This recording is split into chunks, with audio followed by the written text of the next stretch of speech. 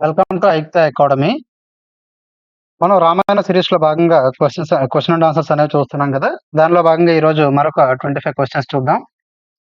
నాగపాశబద్ధుడైన లక్ష్మణుని విముక్తి చేసినది ఎవరు? సుగ్రీవుడు, హనుమంతుడు, జాంబవంతుడు, గరుత్మంతుడు. నాగాస్త్రంతో అంటే నాగపాశంతో బంధించినటువంటి లక్ష్మణుని ఎవరు విముక్తి చేశారంటే గరుత్మంతుడు. గరుత్మంతుడు రాగానే ఆ నాగపాశం యొక్క బలం అనేది క్షీణించి లక్ష్మణుడు విముక్తి పొందడం అనేది జరిగింది. సీత ముత్యాలహారం ఎవరికి ఇవ్వాలి అని ఆలోచిస్తున్నప్పుడు రాముడు ఏమన్నాడు? నీ మెడలో ధరిస్తే అందం, ఊర్మిళకి ఇవ్వు, నీకు ఎవరి విషయంలో సంతోషమో వానికి ఇవ్వు, విభీషణునికి ఇవ్వు. అంటే ఎవరికి ఇవ్వమని చెప్పి రాముడు అన్నాడు అని చెప్పి ఇక్కడ మన క్వశ్చన్.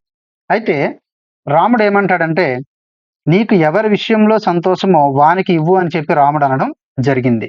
సీత ముత్యాలహారం ఎవరికి ఇవ్వాలని ఆలోచిస్తున్నప్పుడు ఇప్పుడు ఇదంతా కూడా సీతారాములు పట్టాభిషేకం అనేది జరుగుతున్న సందర్భంలో ఇది. వాల్మీకి రామాయణం ప్రారంభానికి కారణం ఎవరు? వేటగాడు, బ్రహ్మదేవుడు, వశిష్ఠుడు, విశ్వామిత్రుడు.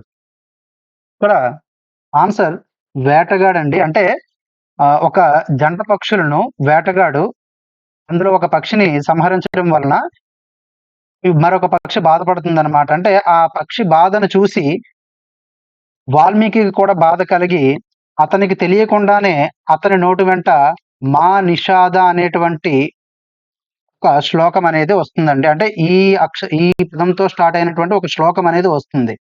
ఈ శ్లోకంతోనే రామాయణ కథ అనేది ప్రారంభం అవుతుంది.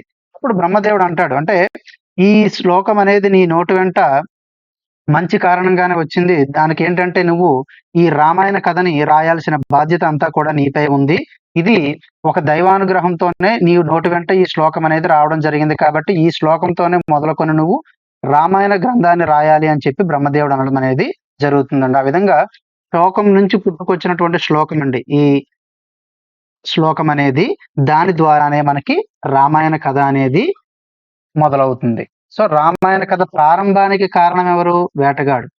రామాయణ కథ రాయమని చెప్పింది ఎవరు? బ్రహ్మదేవుడు. కౌసల్య సుప్రజ రామ అనే వెంకటేశ్వర సుప్రభాత ప్రథమ శ్లోకం ఎవరు వ్రాసారు?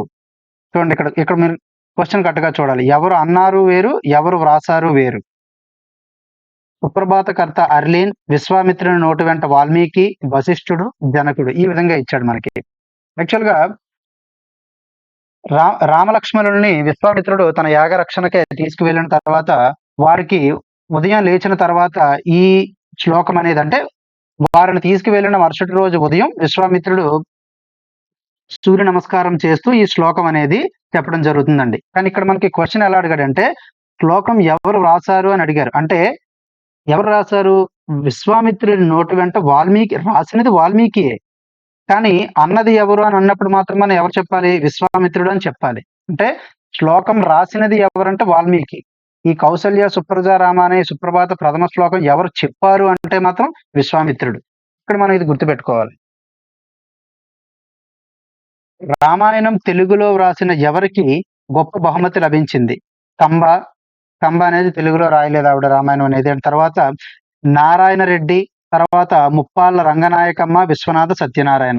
మనందరికీ తెలుసు రామాయణం అంటే రామాయణ కల్పవృక్షం. రామాయణ కల్పవృక్షం.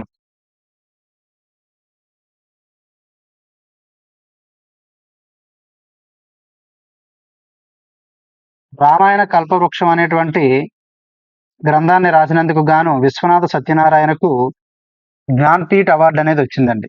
జ్ఞాన్పీఠ్ అవార్డు అనేది వచ్చింది విశ్వనాథ సత్యనారాయణకు రామాయణ కల్పవృక్షం అనేటువంటి గ్రంథం రాసినందుకు. నీకు పాద నమస్కారం చేస్తాను, రాముని వనవాసం పంపవద్దు అని ఎవరు అన్నారు? ఎవరంటారండి ఇక్కడ? లక్ష్మణుడు, కౌసల్య, దశరథుడు, భరతుడు. దశరథుడు అనడం జరిగింది. ఎవరితో అన్నాడు? కైకేయితో అన్నాడు. నీకు పాద నమస్కారం చేస్తాను, రాముని వనవాసం పంపవద్దు అని చెప్పి దశరథుడు కైకేయిని వేడుకోవడం అనేది జరిగింది. కైకకు దశరథుడు ఏ సమయంలో 2 వరాలు ఇచ్చాడు? తొలిరాత్రి సమయంలో, దేవాసుర యుద్ధంలో, వివాహ సమయంలో, అపస్మారక స్థితిలో. దశరథుడు ఎప్పుడు యుద్ధానికి వెళ్ళినా సరే కైకేయి కూడా దశరథుని వెంట వెళ్ళేదండి. ఆ విధంగా దేవాసుర యుద్ధం జరిగినప్పుడు ఆ సమయంలో దశరథుడిని కైకేయి కాపాడుతుందన్నమాట యుద్ధంలో. ఆ సందర్భంలో నీకేవైనా 2 వరాలు కావాలి అని కోరుకోమన్నప్పుడు, నాకు ఎప్పుడు అవసరమో, ఎప్పుడు నచ్చితే అప్పుడు నేను కోరుకుంటాను ఆ వరాలు అని చెప్పి కైకేయి అంటుందన్నమాట. ఆ విధంగానే రాముడిని వనవాసం పంపించాలనేటువంటి వరం అనేది కైకేయి కోరుకుంటుంది. బట్ ఆ వరాలనేవి ఆ విధంగా కోరుకోమని వరాలు ఎప్పుడిచ్చాడు దశరథుడు అంటే, దేవాసుర యుద్ధంలో ఇవ్వడం జరిగింది. త్రిశంకువుకు స్వర్గాన్ని నిర్మించి ఇచ్చింది ఎవరు? ఇంద్రుడు, వశిష్ఠుడు, విశ్వామిత్రుడు, రాముడు. ఇది విశ్వామిత్రుడు ఇవ్వడం జరిగిందండి త్రిశంకు స్వర్గం. అంటే బ్రహ్మర్షులకు మాత్రమే స్వర్గంలోకి అవకాశం ఉంటుంది. ఇతను క్షత్రియుడు కాబట్టి ఇతనికి అవకాశం లేదు అనడంతో, ఇతనే స్వయంగా ఒక స్వర్గాన్ని నిర్మించి ఈ త్రిశంకువుకు ఇవ్వడం అనేది జరుగుతుందండి. జనకుని వంశంలో రాజర్షి ఎవరు? గాది, మిది, దేవరాతుడు, సుధృతి. సీతా స్వయంవరం జరిగేటప్పుడు రాముని యొక్క వంశక్రమం ఇదంతా కూడా వశిష్ఠుడు చెప్తాడు. అలానే జనకుడు కూడా అతని యొక్క వంశపారపర్య చరిత్ర అంతా కూడా జనకుడే చెప్తాడనమాట. ఇప్పుడు ఆ సందర్భంలో ఈ దేవరాతుడి గురించి కూడా చెప్తాడు జనకుడు. ఈ దేవరాతుడు ఎవరో కాదండి. ఈ దేవరాతుని కుటుంబంలోని వారే ఈ జనకుడు, అలాగే అతని తమ్ముడైనటువంటి సుధన్యుడు వీరంతా కూడా. అయితే ఈ దేవరాతుడు ఈ జనకుని వంశంలో రాజర్షిగా ఉన్నాడనమాట. అంటే రాజే కాని ఋషిగా మారాడు. అయితే ఈ దేవరాతునికే ఆ శివధనస్సు అనేది ఇవ్వడం జరుగుతుంది. ఆ శివధనస్సునే సీతా స్వయంవరంలో శ్రీరాముడు ఎక్కుపెట్టడం అనేది కూడా జరిగింది. అయితే ఇక్కడ మనం గుర్తుపెట్టుకోవాల్సింది జనకుని వంశంలో రాజర్షి ఎవరు అంటే దేవరాతుడు. ఇప్పుడు ఈ సీతా స్వయంవరంలో పెట్టినటువంటి శివధనస్సు ఏదైతే ఉందో ఆ శివధనస్సు కూడా ఈ దేవరాతునకు చెందినదే. రావణుని తల్లి ఎవరు? శూర్పణఖ, కైకసి, తాటక, నికుంభి. చూడండి. నికుంభి రావణుని సోదరి. శూర్పణఖ రావణుని సోదరి. కైకసి తాటకి కుమార్తె. కైకసి విశ్రవసుల యొక్క కుమారుడే రావణుడు. అంటే రావణుని యొక్క తల్లి కైకసి. తాటకి ఏమవుతుందంటే అమ్మమ్మ అవుతుందన్నమాట రావణాసురునికి. అలానే తాటకి యొక్క సోదరులే మారీచ, సుబాహులు. వారిద్దరూ కూడా రావణాసురుడికి మేనమామలవుతారు.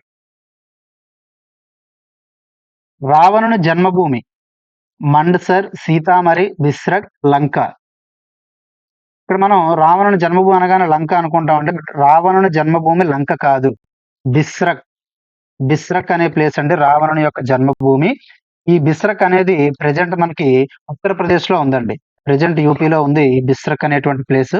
ఇక్కడ అంటే దీపావళి ఇలాంటి టైంలో ఎప్పుడు కూడా ఇక్కడ రావణునికి అంటే రావణ సంహారం జరిగినందుకు రావణ దహనం దిష్టిబొమ్మ అనేది పెట్టి ఎక్కువగా చేస్తుంటారు కదా, మీకు అందరికీ తెలిసే ఉంటుంది.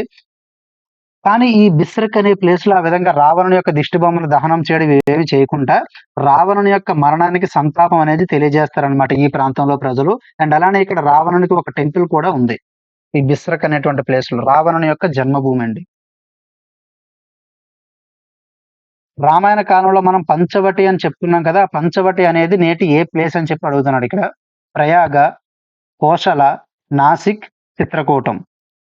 చూడండి, రామాయణ కాలంలో పంచవటియే ప్రెజెంట్ నాసిక్ అని చెప్పి ఉంటారు. అంటే యాక్చువల్‌గా ప్లేసెస్ అనేవి ఫర్ ఎగ్జాంపుల్ ఇప్పుడు మనకి అంజనాద్రి అనేటువంటి ఒక ప్లేస్ ఉందండి. హనుమంతుడు జన్మించిన ప్రాంతంగా చెప్తారు. ఆ అంజనాద్రి అనేది కర్ణాటకలోని అనగొంది ప్రాంతం అని కొంతమంది, లేదు తిరుమల తిరుమల కొ తిరుమలలో ఉన్నటువంటి కొండలు ఏవైతే ఉన్నాయో అక్కడ ఉన్నటువంటిది అదే అంజనాద్రి అని చెప్పి కొంతమంది. అంటే ఈ కాన్‌ఫ్లిక్ట్స్ అనేవి జరుగుతుంటాయి. బట్ కాకపోతే మనకిక్కడ ఏంటంటే ఎక్కువగా ఎవరైతే నమ్మేది ఉంటుందో దాన్నే మనం ఇక్కడ తీసుకోవాల్సి ఉంటుంది. అండ్ అలానే అఫీషియల్ టెక్స్ట్‌లో మనకి ఏదైతే ఉందో దాన్నే మనం ఫాలో అవుతాం. ఇక్కడ మనకి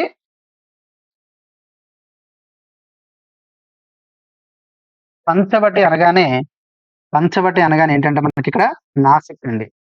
సో, రామాయణ కాలంలో పంచవటి, నేటి నాసిక్ అంతే. రామ వనవాసంలో చాలా కాలం ఎక్కడ పూర్తయింది? పంచవటిలోనా? చిత్రకూటంలోనా? శృంగిబేరిపురంలోనా? కిష్కింధలోనా? వర్షాకాల సమయంలో రావణాసురుడు ఐ మీన్ లంకకి వెళ్ళడానికి వాతావరణం బాగోదనగానే కిష్కింధలో ఉండడం అనేది జరుగుతుంది. శృంగిబేరుపురం అనేది గుహుడు దాటించాడు. మహా అయితే ఒక 1 ఆర్ 2 డేస్ మాత్రమే ఉన్నారు ఇక్కడ. పంచవటిలో పంచవటిలో కూడా పర్ణశాల ఇవన్నీ కూడా నిర్మించుకున్నారు. ఇక్కడ చిత్రకూటం ఎక్కువ కాలం ఉన్నది. రామ వనవాసంలో ఎక్కువ కాలం ఉన్నది ఇక్కడ చిత్రకూటం అండి. ఈ చిత్రకూటంలోనే భరతుడు శ్రీరాముడిని కలవడం కూడా జరిగింది. రామ వనవాసంలో ఎక్కువ టెన్యూర్ అనేది మనకి ఎక్కడండి ఇక్కడ చిత్రకూటం. అది గుర్తుపెట్టుకోండి. రామరావణ యుద్ధం జరిగిన ప్రదేశం ఏమిటి? తలైమన్నార్, మండ్సర్, రామేశ్వరం, ధనుష్కోటి.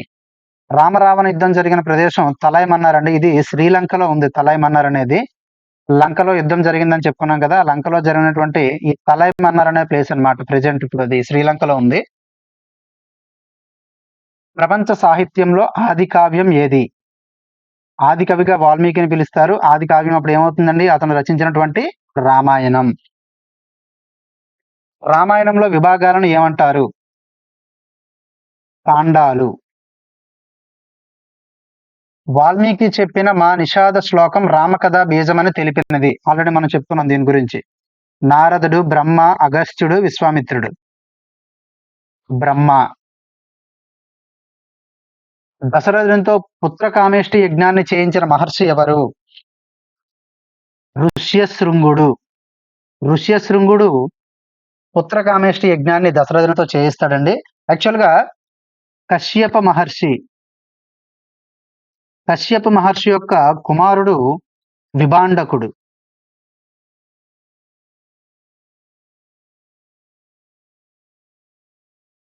ఆ విభాండకుని యొక్క కుమారుడే ఈ ఋష్యశృంగుడు.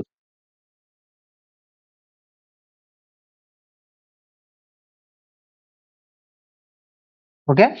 అయితే ఈ ఋష్యశృంగుడు రోమపాద మహారాజు అని ఉంటాడండి. రోమపాద మహారాజు. ఈ రోమపాద మహారాజు యొక్క కుమార్తె శాంత.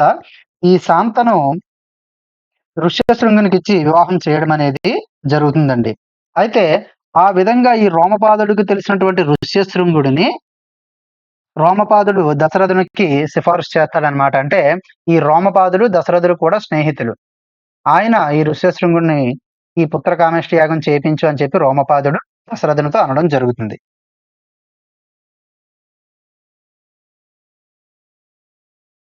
సంక్షేప రామాయణాన్ని సంక్షిప్తంగా చెప్పినది ఎవరు? వాల్మీకి, నారదుడు, లవకుశుడు, పరశురాముడు. చూడండి, సంక్షేప రామాయణం అంటే ఎలాబరేట్ గా ఉన్నటువంటి రామాయణం. ఎన్ని శ్లోకాలు? మనకి 24,000 శ్లోకాల వరకు ఉన్నాయి. బట్ సంక్షిప్త రామాయణం అంటే అది సుమారుగా 100 శ్లోకాలండి సంక్షిప్త రామాయణం అనేది. ఈ సంక్షిప్త రామాయణాన్ని నారదుడు చెప్పాడండి వాల్మీకి. ఈ 100 శ్లోకాలతో నారదుడు వాల్మీకి చెప్తే దానిని ఎలాబరేట్ గా వాల్మీకి ఒక 24,000 శ్లోకాలతో రాయడం అనేది జరిగింది రామాయణాన్ని. రాముడిని పంచవటిలో నివసించాల్సినదిగా సూచించినది ఎవరండి? అగస్త్యుడు, విరాధుడు, శరభంగ మహర్షి, సుతీక్ష్ణ మహర్షి. అగస్త్యుడు సూచించాడు పంచవటిలో నివసించమని. రామలక్ష్మణులకు అతిబల, మహాబల విద్యలను ఉపదేశించిన వారు ఋష్యశృంగుడ, మారీచ మహర్ష, దుందుమారుడ, విశ్వామిత్రుడ. ఇక్కడ మనకు ఆన్సర్ వచ్చేసి విశ్వామిత్రుడండి.